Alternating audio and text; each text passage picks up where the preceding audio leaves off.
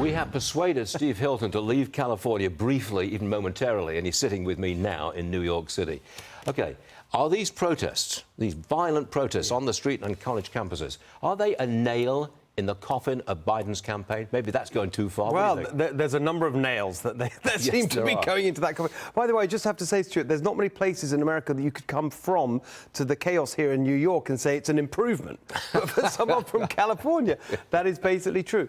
Look, the thing is, it's representative of what you see generally across the country, which is just things falling apart. Yes. That is the sense of it. You look at the border, you look at crime, now these protests, and it's all the same thread, exactly what you just said, which is there are no consequences for bad behaviour. And in fact, it's flipped the other way around. There's almost like there's an incentive to do the wrong thing, and if you do the right thing, you're punished. You go back to that bodega owner, the one that Trump visited, remember? He was the victim and fought back, and he was the one that was first of all punished, not the criminal. And that is what Biden sits, or slumps, at the apex of this mindset of just letting the bad things happen and punishing the people who do the right thing. This reminds me of the 1960s. I'm old enough to go way into the 1960s, that sense of instability and no accountability.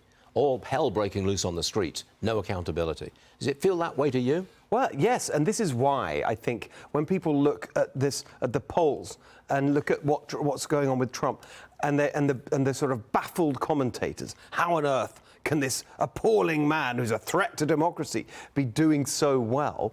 It's because he represents the antidote to this chaos. They love to call Trump the chaos candidate. Well, they're talking about tweeting or whatever. But in real life, in the real world, it's Biden and the Democrats who run the cities and the states where you see most of this going on, and the campuses, all run by the left, where the real chaos is happening. I'm going to run a soundbite from California Congresswoman Maxine Waters.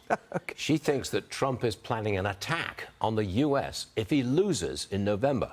Watch this, roll it.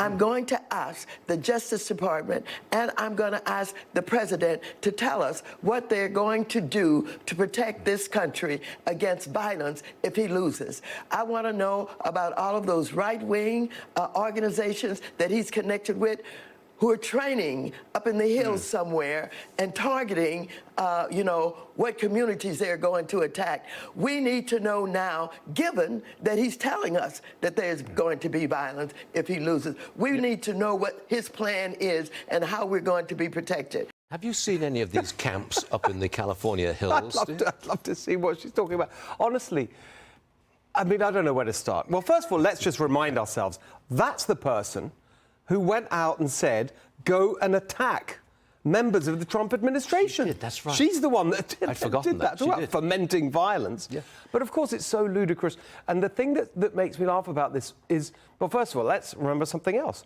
At the last election, they were boarding up the streets of, the windows in New York. Not if Trump lost, but if he won, because it would be the left that were going to be causing chaos.